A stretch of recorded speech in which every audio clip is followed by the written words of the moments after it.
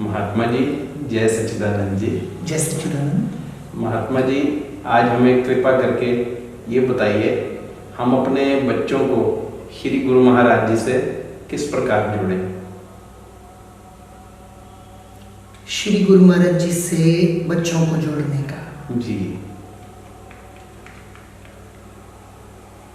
बच्चों को कुटिया लेकर जाएं जी। और बचपन से उनको श्री आरती पूजा का संस्कार, जिस तरह से आप करते हैं श्री आरती पूजा घर में जी, तो बच्चों को साथ में बिठाएं। जी। तो उससे क्या होगा, एक ना बच्चों में संस्कार होता है नकल करने का। जी बिल्कुल। कि अगर पापा शेव कर रहे हैं तो बच्चा भी वैसा एक्शन करना शुरू कर देता है। जी महात्मा जी।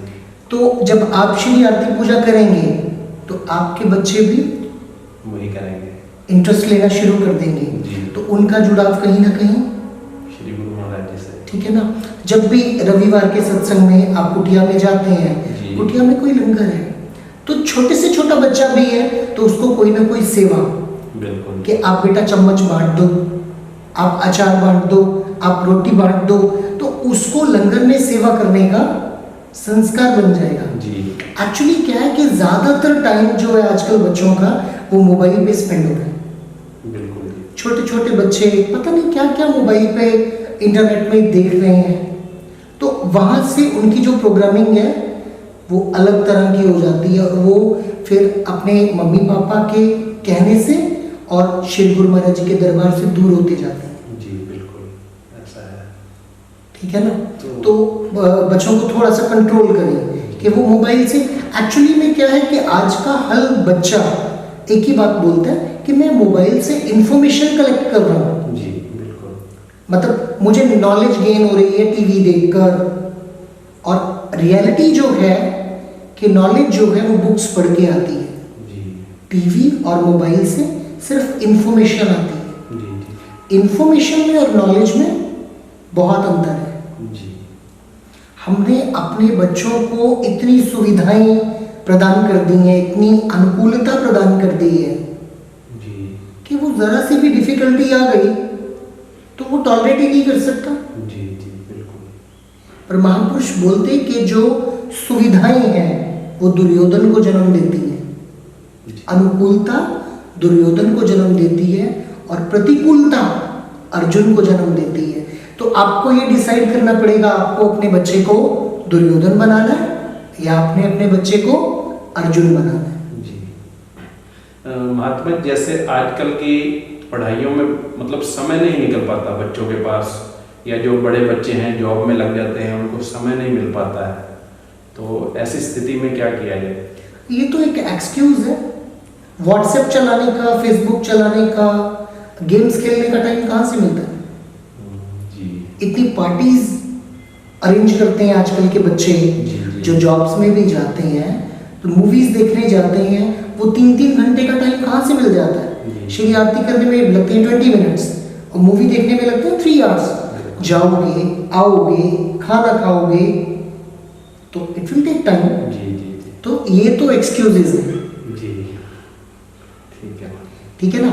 एक तो अपने बच्चे के प्रति सकारात्मक एक पॉजिटिव उसको ऊर्जा दें। जी। ठीक है ना। एक क्या होता है, हम अपने बच्चे के लिए कोई थॉट क्रिएट करते हैं कि वो डिसोबेइंग है, वो मेरी बात को नहीं मानता।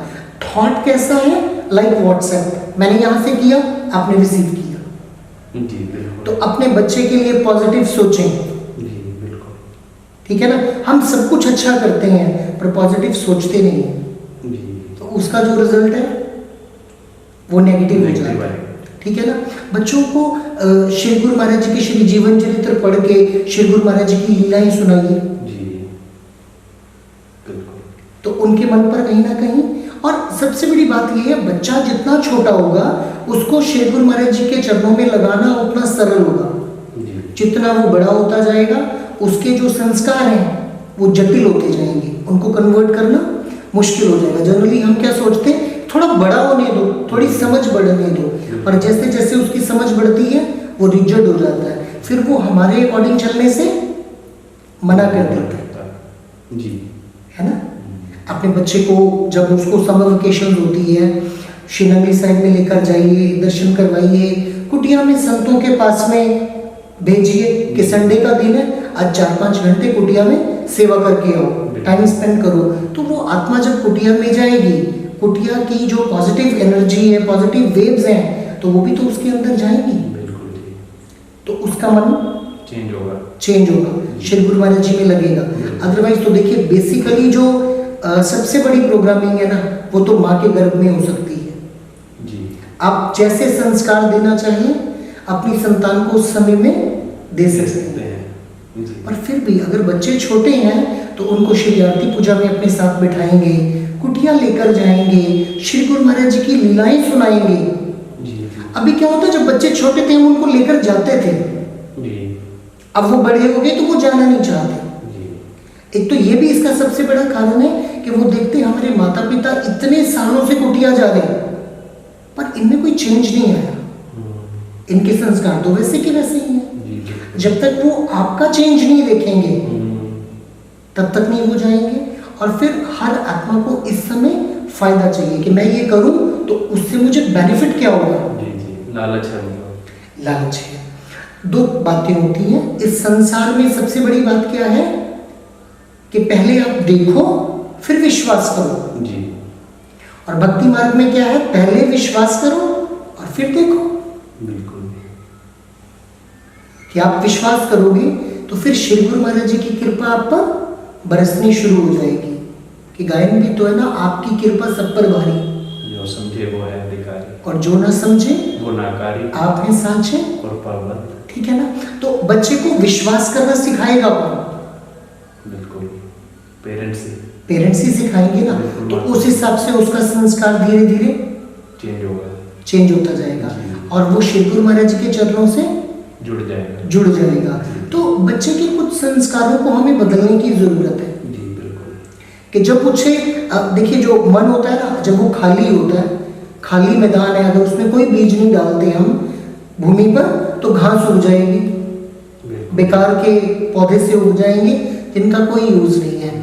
तो अगर उसी जो मन की मिट्टी है उसमें नाम का बीज डाल दिया, सेवा का बीज डाल दिया, सत्संग का बीज डाल दिया, तो जब वो बच्चा बड़ा होगा तो क्या होगा?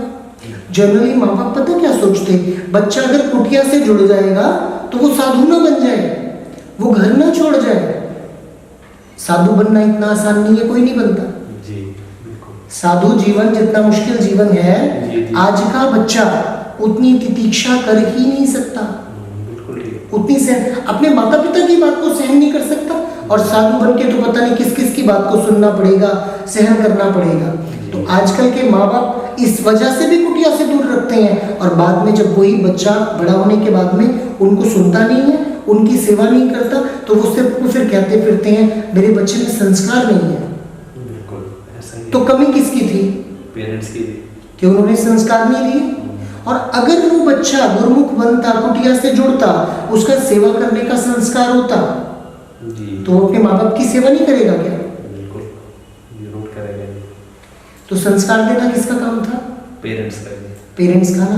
तो पेरेंट्स की कमी के कारण एक आत्मा का जीवन जो है वो खराब हो गया जी। बिल्कुल। तो बच्चों को श्री गुरु महाराज जी से हम तभी जोड़ सकते हैं जब हम उसको पॉजिटिव एनर्जी दें जी। बिल्कुल ठीक है ना। एक तो होता है संकल्प से सृष्टि, कि जो संकल्प लिया वैसी सृष्टि बनती जाती है, और एक होता है सृष्टि से संकल्प। हम देख रहे हैं कि बच्चा आज्ञाकारी नहीं है और सुरतेदारी है, वो आज्ञाकारी नहीं है, वो डिसोबेइंग है, वो मेरी बात नहीं मानता, ही इज नॉट ऑबिडियंटली, बार बार ये बोलते एक जाप बना लेते हैं जी। बिल्कुल ऐसा ही है। और वो जाप हमारा मंत्र बन जाता है और मंत्र सिद्ध हो जाता है, और बच्चा फिर वो कभी भी हमारा कहने में नहीं आता। तो इस तरह के मंत्र मत बनाइए अपने बच्चे के लिए, ठीक है ना। उसको अनुशासन में लाइए, कि अनुशासन में रहना। आप कोई भी गोल को अचीव करना चाहते हैं, जब तक आप अनुशासन में नहीं आएंगे आप उसको अचीव नहीं कर सकेंगे।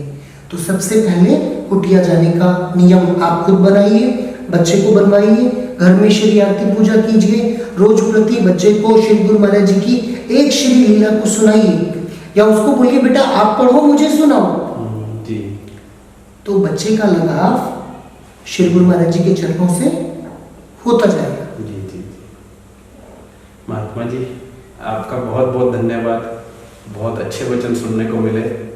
जय सच्चिदानंद जी। जय सच्चिदानंद।